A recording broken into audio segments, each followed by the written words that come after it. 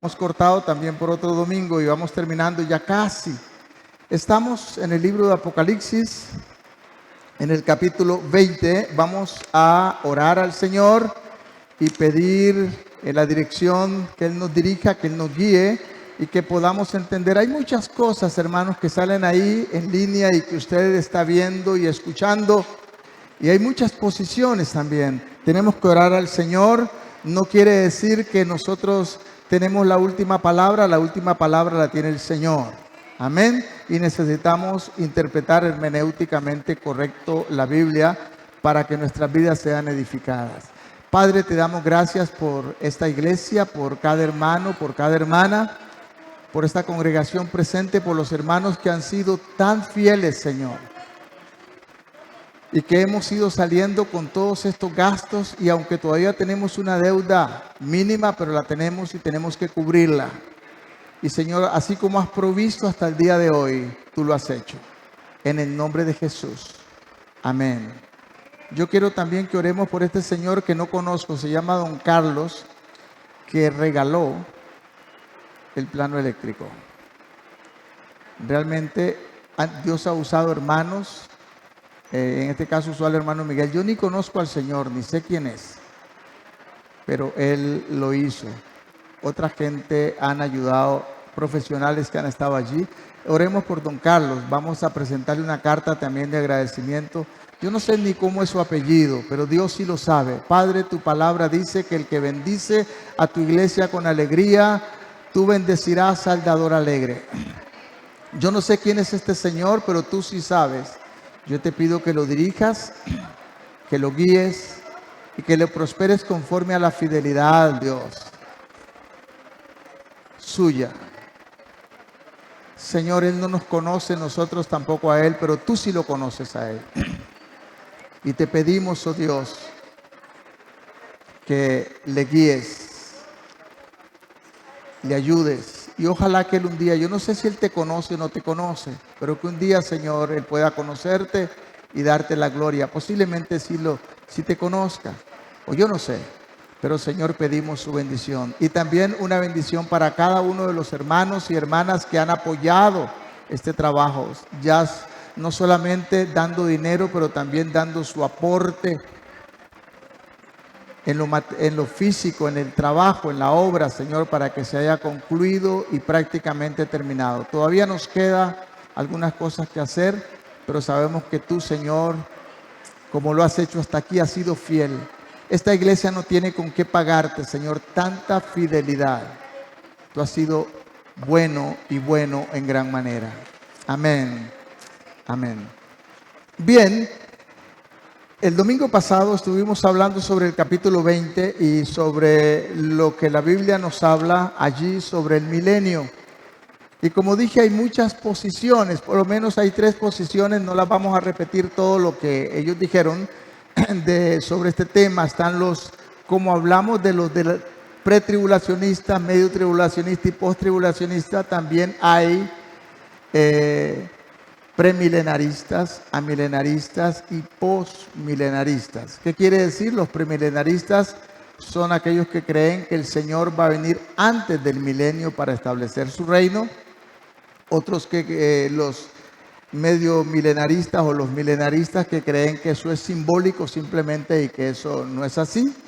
Y los postmilenaristas que dicen que el Señor va a venir después del milenio y que el milenio es algo que se ocurre en la tierra y que está pasando ahorita y que es la iglesia la que va a establecer esas cosas correctamente. Nosotros vamos a ir ahorita del versículo 1 al versículo 6 porque vamos a entrar ya al tema del pasaje que antes simplemente dimos algunos detalles porque el tiempo no nos alcanzó. Estos últimos domingos hemos tenido que estar dando informes y esto nos ha tomado tiempo. Dice, vi un ángel que descendía del cielo con la llave del abismo y una gran cadena en la mano. Y prendió al dragón, la serpiente antigua, que es el diablo y Satanás, y lo ató por 1000 años. Y lo arrojó al abismo y lo encerró y puso su sello sobre él para que no engañase más a las naciones hasta que fuesen cumplidos 1000 años. Y después de esto debe ser desatado por un poco de tiempo.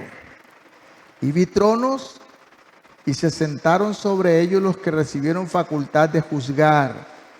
Y vi las almas de los decapitados por causa del testimonio de Jesús y por la palabra de Dios, los que no habían adorado a la bestia ni a su imagen, y que no recibieron la marca en sus frentes ni en sus manos, y vivieron y reinaron con Cristo 1000 años. Y voy a leer hasta el 6. Pero los muertos no volvieron a vivir hasta que se cumplieron 1000 años. Esta es la primera resurrección. Bienaventurados y santos los que tienen parte en la primera resurrección. La segunda muerte no tiene potestad sobre estos, sino que serán sacerdotes de Dios y de Cristo y reinarán con Él 1000 años. Amén.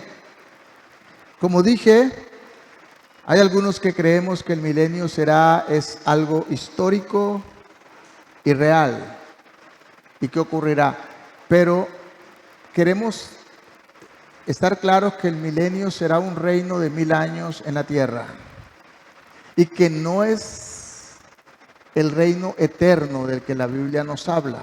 Vamos a ver muchos de estos detalles, que habrán dos resurrecciones, como nos dice primera de Tesalonicenses capítulo 4, cuando el Señor venga en el aire y la iglesia va a recibirle. Algunos, sobre todo el grupo pretribulacionista, que dice que la iglesia se va al cielo y que los demás se quedan acá, los judíos y los demás gentiles que no son cristianos se quedan en la tierra. Pero esto nos da la idea como que hay dos iglesias.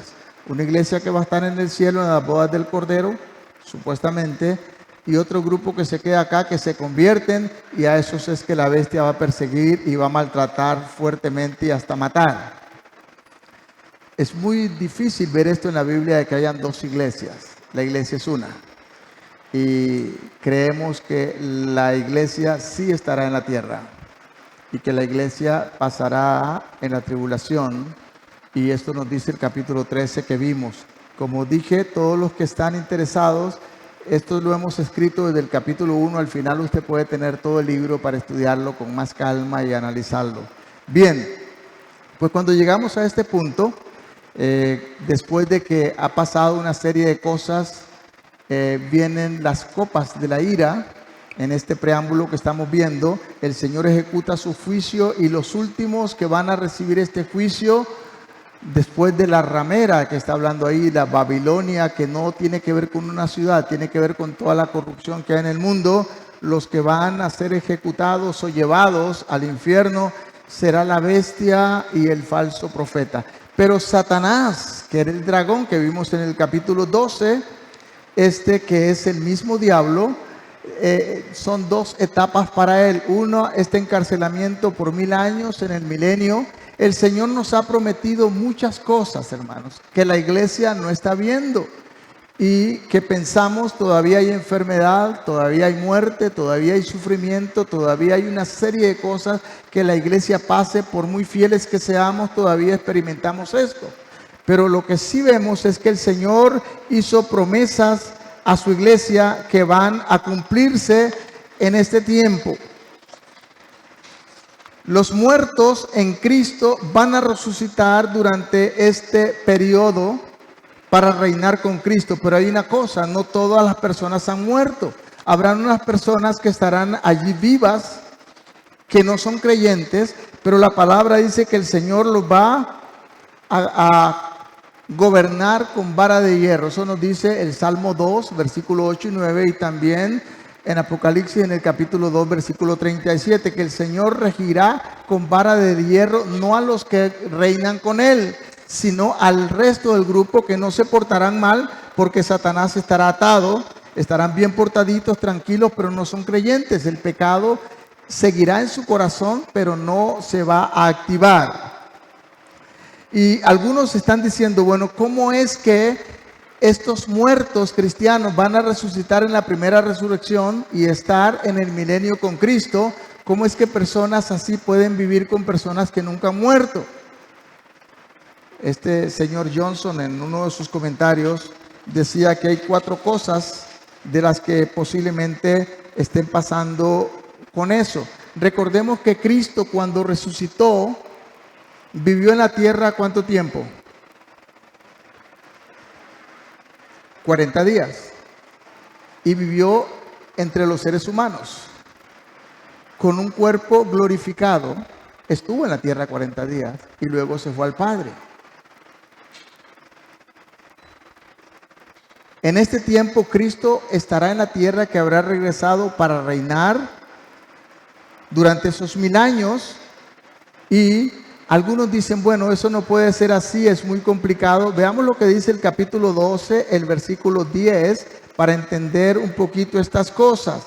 Dice: entonces oí una gran voz en el cielo que decía: ahora ha venido la salvación y el poder y el reino de nuestro Dios y la autoridad de Cristo, porque ha sido lanzado fuera el acusador de nuestros hermanos, el que los acusaba delante de Dios día y noche. ¿Quién es el que acusa a los cristianos? Satanás. ¿Y dónde estará Satanás? En este tiempo estará atado en el abismo por 1000 años. Entonces no habrá quien ejecute o subleve a la gente que todavía tiene rebeldía en su corazón para hacer como quieren. Estarán muy tranquilitos. Sin embargo, no tiene ninguna razón lo que diría el capítulo 2, versículo 37. ¿Qué es lo que dice el capítulo 2 de Apocalipsis? El versículo 37 dice que el Señor, 2:27, perdón, dice: y los regirá con vara de hierro y serán quebrantados con vara de alfarero, y como yo también la he recibido de mi Padre. O sea, está hablando de la autoridad.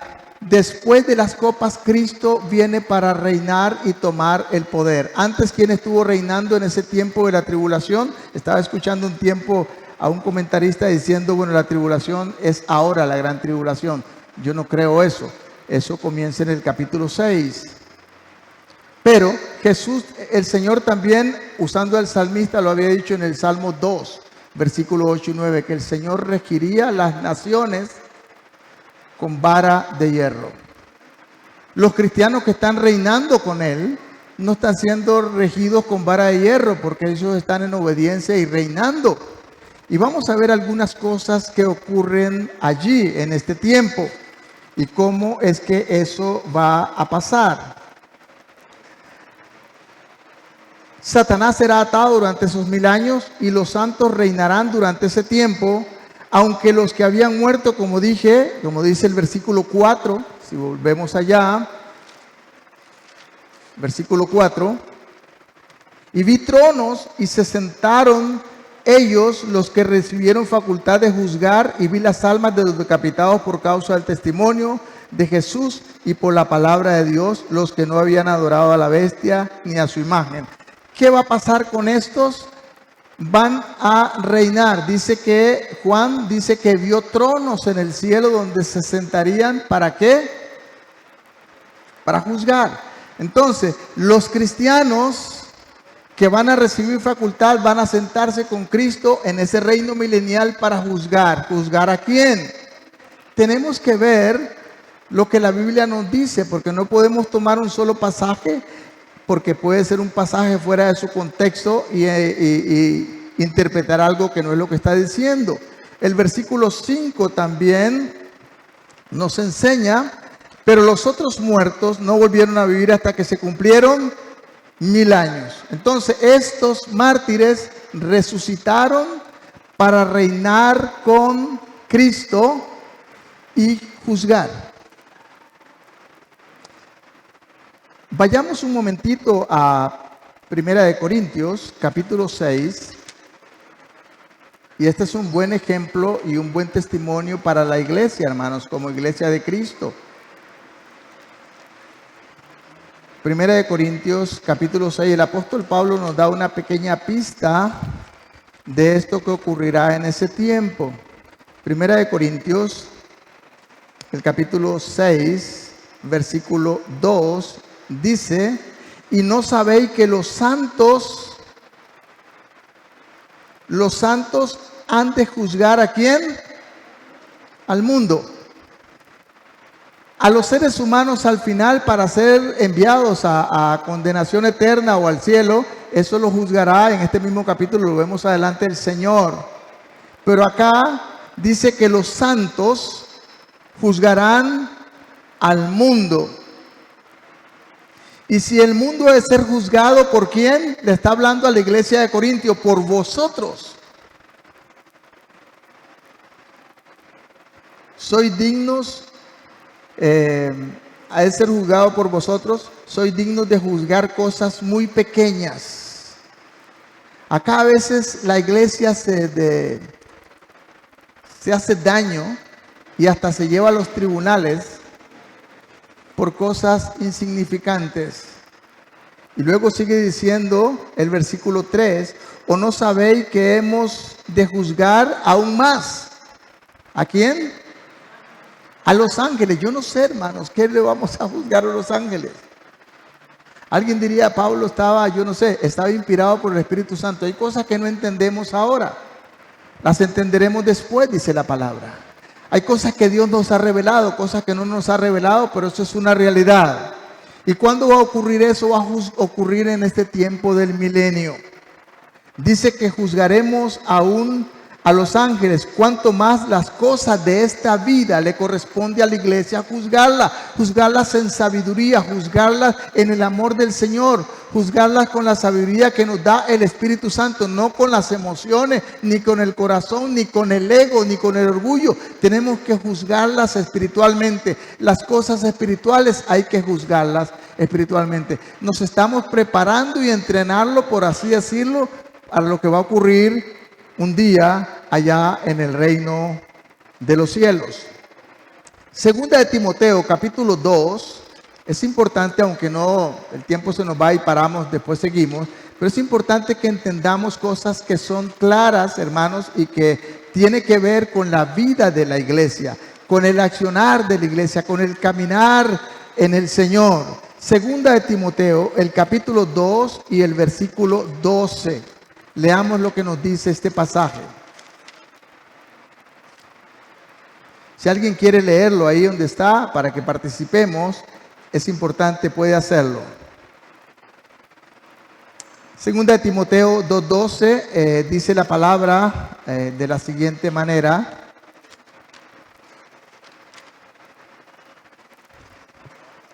La Biblia se me pega en las hojas. Bien, dice: si sufrimos también, reinaremos con Él. Si le negamos, Él nos negará. O sea que en todo este accionar de la vida como cristianos, hermanos, vamos a pasar cosas difíciles. Nos estamos preparando para estar en el cielo. Pero ¿qué prometió el Señor? Que tenemos que ser fieles. La bestia va a matar a muchos cristianos. ¿Por qué? Por el testimonio de Cristo. Se acercan momentos difíciles, pero sabemos no lo que estamos pasando, sino lo que el Señor nos ha prometido que va a ocurrir. Reinar con Cristo en la forma más amplia tiene que ver, como dije, con juzgar. Daniel también vio eso en el capítulo 7, versículo 9, dice que vio tronos. Y el versículo 22, algunos dicen, bueno, esto es simplemente simbólico. El apóstol Pablo no está hablando aquí en Corintios de que esto es simbólico. Está diciendo a los hermanos de la iglesia de Corinto que estaban peleándose entre ellos. ¿Cómo es que ustedes no pueden entenderse si ustedes van a juzgar al mundo? Y ustedes van a juzgar a los ángeles. No me pregunte qué vamos a juzgar a los ángeles. Yo no sé, hermanos. Lo sabremos un día. Los ángeles aprenden de la iglesia. Los ángeles anhelarían tener la función que usted y yo tenemos como iglesia, pero no la tienen, hermanos. O sea, la iglesia es algo especial para Dios. La iglesia es el cuerpo de Cristo. Cristo es la cabeza. Y la religión oficial dice que la representación de Cristo en la tierra es una persona que está allá en un país. Pero el cuerpo de Cristo sobre la tierra es la iglesia. Usted y yo y todos aquellos que confesamos a Cristo y lo tenemos en el corazón y le obedecemos. Cristo es visto por el mundo que no le conoce a través de usted y a través de mí, a través de nuestro comportamiento, a través de nuestro accionar. Hermanos, nuestro accionar es más importante a veces que lo que decimos, porque podemos decir cosas, pero con nuestra actitud las matamos. Entonces, la iglesia es el cuerpo de Cristo. Y cuando el mundo mira a la iglesia, ¿a quién está mirando? Al Señor. Porque el representante es el Espíritu Santo, pero la parte física, por así decirlo, es el cuerpo de Cristo. Esto es la iglesia. Bien,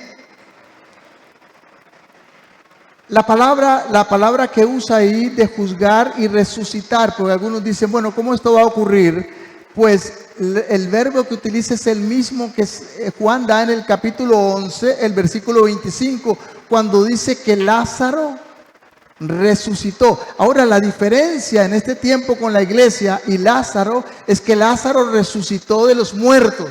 Cristo lo levantó de la tumba y salió atado y lo desataron y se fue a su casa, y luego los judíos molestos, incómodos, hasta lo querían matar porque a causa de la resurrección de Lázaro muchos judíos estaban creyendo en Cristo. La diferencia con la iglesia será que la iglesia que resucita en ese tiempo ya no va a morir más. Ya no va a morir más. Se quedará viva para ir eternamente con el Padre después de que el Hijo haya entregado el poder al Padre. Amén. En 1 Tesalonicenses, como dije, el capítulo 4 nos habla de esta resurrección, pero muchos la han interpretado de otra manera, y es como les dije antes, que la iglesia se va y un grupo se queda acá, porque quiero leerlo para ustedes. Creo que lo leí la vez pasada, pero vamos a leerlo una vez más. Es importante que entendamos lo que la palabra está diciendo, usando ahí la palabra parusía en 1 Tesalonicenses, el capítulo 4, propiamente en el versículo 16, dice la palabra de la siguiente manera: entonces el Señor mismo, con voz de mando y con voz de arcángel y con trompeta de Dios, descenderá del cielo, y los muertos en Cristo resucitarán primero.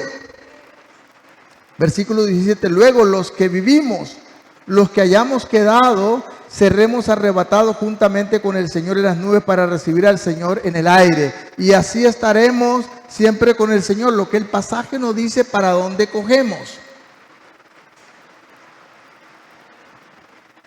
Y este verbo que se usa 7 veces en el Nuevo Testamento quiere decir ir a encontrar a alguien.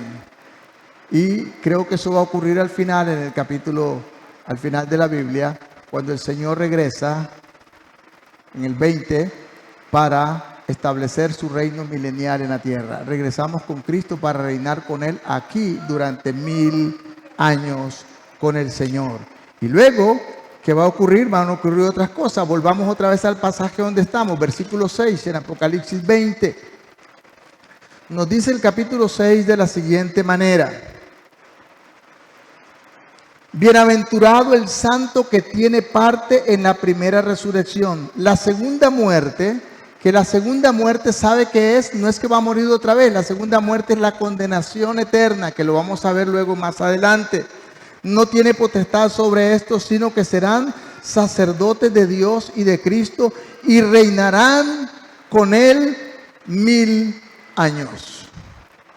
Entonces, el Señor sí nos promete, y lo que está viendo Juan es que el Señor viene, establece un reino de 1000 años sobre la tierra, y la iglesia, los santos, reinarán con Él, y algunos recibirán la facultad de juzgar al mundo. Y Pablo nos dijo más que eso, juzgar aún a los ángeles. Yo no sé si serán los ángeles caídos posiblemente. Posiblemente estos ángeles que siguieron a Satanás. Hay cosas maravillosas que la Biblia nos dice que no entendemos. Si seguimos leyendo, en 1 Corintios, capítulo 15, versículo 15 al 23. Quiero que leamos esto, sobre esto que vemos allí, porque para alguna gente le trae mucha confusión. capítulo 15, y he escuchado muchas meditaciones sobre esto. Capítulo 15, versículo 23 y también el 24. Dice la palabra de la siguiente manera: cada uno a su debido tiempo, Cristo las primicias, está hablando de la resurrección. Luego los que son de Cristo, ¿cuándo? En su venida. Está hablando de esa resurrección. Si ustedes ven un poco antes del versículo 22, está hablando de los que mueren en Cristo, que van a resucitar primero los que son de Cristo en su segunda venida. ¿Por qué su segunda venida? Porque su primera venida fue cuando Él vino como el bebé, como el niño que nació de María, que vivió entre nosotros y que murió en la cruz para salvarnos de nuestro pecado. Fue la primera venida de Cristo. La segunda venida de Cristo será esta, y Pablo dice: Cristo las primicias. ¿Por qué? Porque Cristo resucitó y estuvo 40 días sobre la tierra viviendo entre los vivos y luego fue llevado al cielo. Para los que dicen que esto no puede ser, Cristo, y hasta comía, el Señor después de resucitado comió. Y les digo, miren que un espíritu no come, denme un pedazo de pescado, tienen algo de comer, y comió. Y estuvo con sus discípulos. Entonces dice Cristo las primicias en esta resurrección. Luego los que son de Cristo en su venida, versículo 24. Luego el fin, cuando entregue, y esto ya después del milenio, cuando entregue el reino al Dios y Padre, y cuando haya suprimido todo dominio, toda autoridad y toda potencia. O sea, ¿qué va a pasar? Después de 1000 años, viene el juicio que comienza en el versículo del 11 en adelante, hasta el 12 hasta el 15, que es donde termina el capítulo. Y en ese, cuando haya sido juzgado, los que van al cielo, los que van al infierno, van al infierno. Satanás mismo es puesto en el infierno. Y entonces, eso será después del milenio, Cristo mismo le entregará el reino al Padre. Y eso será donde viviremos, en el cielo nuevo que habla la Biblia y en la tierra nueva. Entonces el milenio es un periodo de tiempo de 1000 años, pero no es la totalidad donde nos quedaremos. Ahora, alguien decía, si eso es así, ¿para qué un milenio? ¿Por qué de una vez el reino de los cielos? Johnson, en su libro de 1881, y en la página 581, según mi profesora del seminario, da 4 cosas que este hombre da en su libro de por qué el milenio. Y dice, la primera cosa es que durante el milenio será manifestada toda la plenitud del reino de Cristo en la historia humana. Dios cumplirá las promesas en Cristo aquí en la tierra a su pueblo. Hay cosas que Dios ha prometido y que estamos tratando de lograrlas ahora, pero no las logramos todavía. Los creyentes siguen muriendo, ¿cierto? Los creyentes se siguen enfermando. Hay situaciones difíciles. Hay unos que dicen, pare de sufrir. En realidad no es cierto, porque creyentes fieles al Señor todavía pasan momentos difíciles. En esta iglesia tenemos un grupo de hermanas que sufren una enfermedad terrible por la cual yo sigo orando siempre, que aún los médicos no dan explicación, como la fibromialgia, no saben de qué. Algunos dicen que es mental, que es emocional, qué sé yo, pero ellas lo viven, lo sufren y pasan momentos difíciles, y algunas personas que son cristianos fieles y lo viven. Pero en ese tiempo no lo habrá. De hecho, dice que el niño será de 100 años, que el cordero jugará con el león y no se lo comerá, y que el bebé en la cueva de la serpiente agarrará el cascabel seguro en la cola y jugará con él y no lo morderá. O sea que no habrá injusticia, no habrá pecado, no habrá muerte. Será un reino de paz, nos dice la palabra. La segunda cosa, el milenio demuestra que la rebelión del hombre contra Dios proviene de la profundidad de su corazón. ¿Por qué culpamos al diablo por todo? Es cierto que el pecado entró en el mundo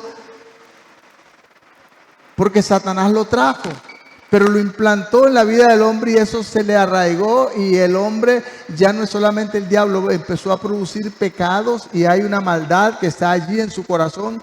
Aun cuando Satanás esté atado, habrá algunos que muestren inconformidad. Por eso es que Jesús los va a gobernar con vara de hierro, porque todavía ahí se rebelarán y todavía ahí dirán al Señor: no estamos de acuerdo con tu gobierno,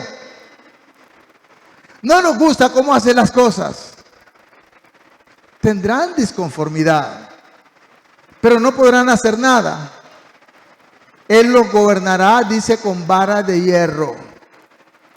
Pero luego Satanás será suelto y con mucho gusto se le unirán a su rebelión. Entonces, no podemos culpar al diablo de todo, porque la maldad está en el corazón del ser humano. Tristemente, hermanos, la maldad está en nosotros. Y el problema no es mi hermano. Tengo que cuidarme de mí, de mi orgullo, de mi rebeldía, de mis cosas como estas. La tercera cosa que él dice, que está del versículo 5 al versículo 10, de ahí el pasaje donde estamos en Apocalipsis 20, que dice: pero los otros muertos no volvieron a vivir hasta que se cumplieron los 1000 años. Y el versículo 6 dice: bienaventurado el santo que tiene parte en la primera resurrección. Y luego en el versículo 7 dice: cuando los 1000 años se cumplan, Satanás será suelto de su prisión y saldrá a engañar a las naciones que estarán en los 4 ángulos de la tierra, Gog y Magog, a fin de reunirlos para la batalla. Y el número de los cuales es como la arena del mar. O sea, en otro pasaje nos decía que son 200 millones. Se decía que en la Segunda Guerra Mundial participaron 70 millones. Pues acá habrá, dice, 200 millones que van a levantarse contra el pueblo del Señor que está ahí. Pero lo que sí va a mostrar en esto es que estos seguidores de Satanás, que vendrán otra vez con un líder que los guía, que en ese tiempo el pueblo de Dios será invulnerable y también su omnipotencia de Dios no le permitirá hacer nada, sino que Satanás será derrotado y echado en el lago de fuego. Pero los muertos estos serán, dice, fulminados con el fuego que saldrá de la boca de Dios, que descenderá del cielo. Y el cuarto punto de lo que él dice: el milenio servirá para limpiar la tierra de todo residuo que quede del pecado después de la destrucción del anticristo y sus ejércitos. O sea, que todo vestigio de maldad que existe sobre la tierra será erradicada completamente. Y ya no habrá maldad nunca más. Y luego, después del milenio, viene el versículo 11. El juicio ante el trono de Dios, de las naciones. Y aquí se da en 2 grupos. Si nosotros vemos rapidito, vamos un momentito al versículo 11, dice: vi un gran trono blanco y al que estaba sentado en él, delante del cual huyeron la tierra y el cielo, y ningún lugar se encontró para ellos. Y vi a los muertos, grandes y pequeños, de pie ante Dios, y los libros fueron abiertos. Y otro libro fue abierto, el cual es el libro de la vida. Y fueron juzgados los muertos por las obras que estaban escritas, no en el libro de la vida, sino en los libros. Una vez prediqué sobre eso, creo. Si tenemos que volverlo a hacer, lo volveríamos a hacer. Según sus obras. Hay una religión oficial y algunas también protestantes que creen que nosotros vamos a ir al cielo por lo que hacemos. En realidad eso no es cierto. Lo que la Biblia vemos y las palabras de Jesús hablando de Tiro y de Sidón, dijo que si en el tiempo de Sodoma y Gomorra Él hubiera estado, ellos se hubieran arrepentido mejor de lo que lo hizo Sodoma y Gomorra, y que los de Sodoma y Gomorra iban a ir delante al infierno y recibir más castigo que los que recibieran Sodoma y Gomorra. ¿Por qué? Porque rechazaron al Señor.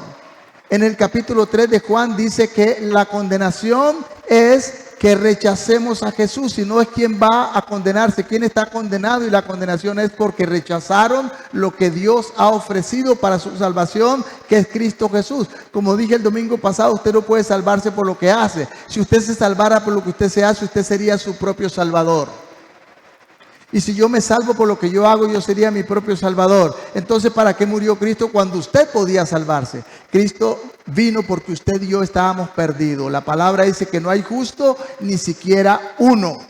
Usted no puede ser ese justo que Dios, el juez que va a juzgar, te dice que no existe.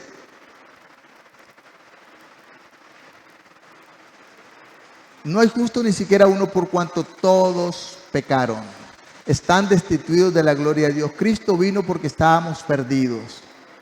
Así que cuando usted recibe a Cristo en su corazón, sinceramente, no porque recibe una oración que alguien le dice. Yo no sé quién es convertido y quién no es convertido. Yo espero que todos ustedes lo sean, pero solo Dios y ustedes saben.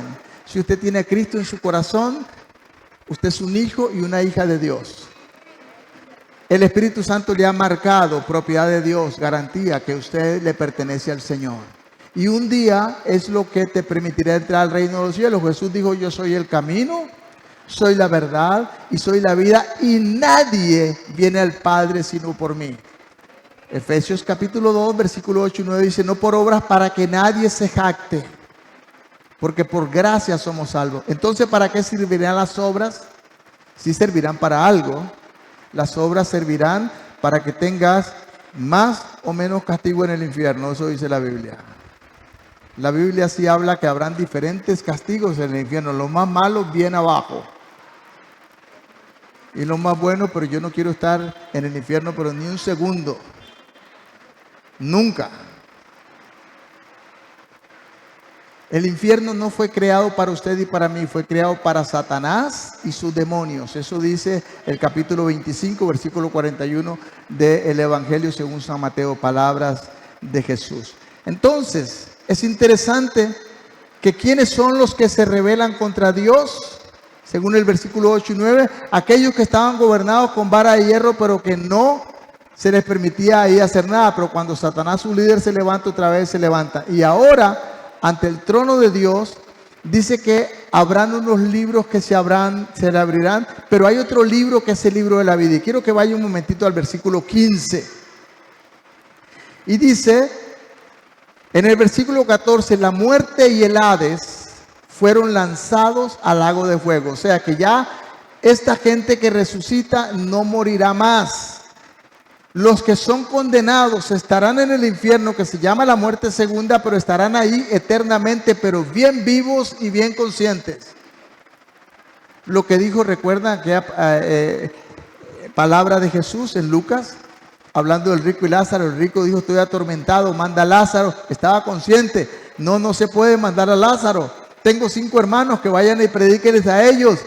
Y aun cuando era malo, ya era bueno. Dice: no quiero que mis hermanos vengan a sufrir lo que yo sufro. ¿Y qué le dijo a Abraham? Allá están los que predican. Si no los escuchan a ellos, ni aunque se levantara alguien de los muertos, lo escucharían. Bien, pero ¿qué es lo que dice el versículo 15? El 14 dice: la muerte y el Hades fueron lanzados al lago de fuego. Esta es la muerte segunda. Y el versículo 15: y el que no se halló inscrito en el libro de la vida fue lanzado, ¿dónde? Al lago de fuego. Entonces, ¿qué es lo que va a impedir que entres al lago de fuego? ¿Qué es?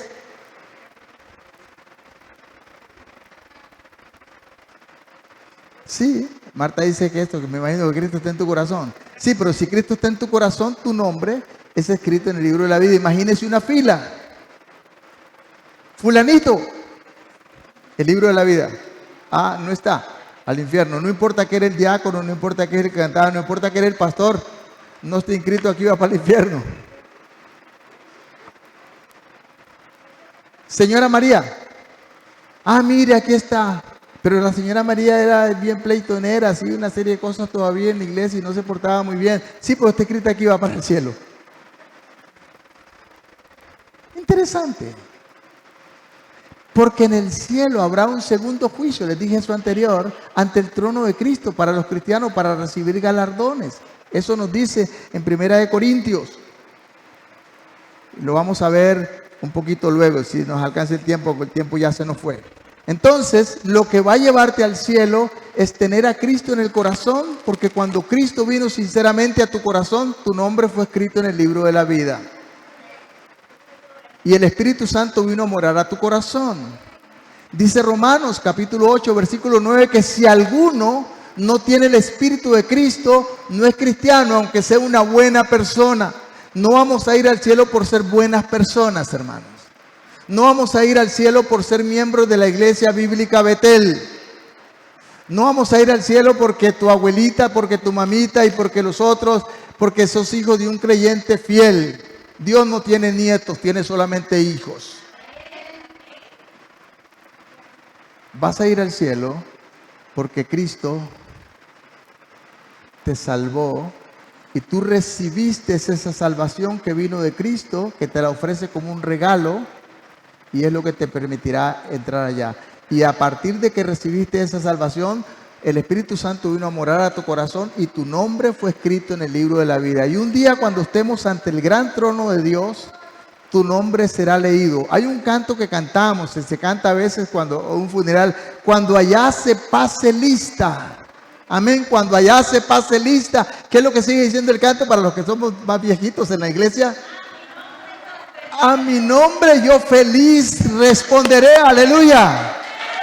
Bendito sea el nombre del Señor. Pero algunos no van a responder, ¿sabe por qué? Porque su nombre no se va a leer, porque no está escrito. Y será una gran sorpresa, amados hermanos. Será algo terrible. Jesús enseñó, y termino con este pasaje, Jesús enseñó en Mateo 25. Mateo 25, quiero terminar con esto que Jesús enseñó. Mateo capítulo 25, versículo 31 al 46. Vea lo que dice la palabra del Señor. Dice de la siguiente manera. Mateo 25, 31 al 46. Cuando el Hijo del Hombre venga en su gloria y todos los ángeles con él, entonces se sentará en su trono de gloria. Versículo 32. Y serán reunidos delante de él todas las naciones y apartará los unos de los otros, como aparta el pastor las ovejas de los cabritos. Y pondrá las ovejas a su derecha y a los cabritos a la izquierda. Suena como que los cabritos son chiquitos, bonitos, qué sé yo. Oiga, las ovejas tienen cabritos, hermano. Las ovejas no tienen cabritos. Son dos razas diferentes. Aunque le llamen cabritos, debería decirle cabros, pero sean cabritos. ¿Y quiénes irán a la izquierda? Los cabritos. Los que el Señor quiso que una vez fueran ovejitas, pero no lo fueron. Serán separados para el reino de los cielos. Estamos hablando del final. Y la próxima vez veremos el capítulo 21 cuando hable del reino de la nueva tierra y el nuevo cielo, que es otra situación. Los que han escuchado testigos de Jehová dicen que nos quedaremos acá y qué sé yo, pero el Señor nos dice de cielos nuevos y tierra nueva, donde mora la justicia. Donde mora la justicia, donde no habrá más pecado, donde no habrá lágrimas, donde no habrá enfermedad, donde no habrá tristeza, donde seremos reyes. Si usted ha tenido un problema, tal vez perdió las piernas por lo que sea, o quedó inválido, perdió los ojos, o qué sé yo, no se preocupe, porque nos iremos con este cuerpo que será transformado, lo llevaremos al cielo, amén. Pero no habrá enfermedad, no habrá discapacidad, no habrá nada de eso, porque seremos perfectos en Cristo para siempre. Amén. Bendito sea el nombre del Señor. ¿Y vas a decir algo?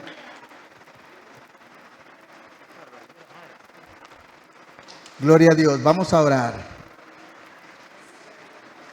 El tiempo se nos fue, tenemos que parar. Padre, te damos gracias por tu palabra y por esa fe viva que nosotros tenemos en ti y en tu palabra, Señor.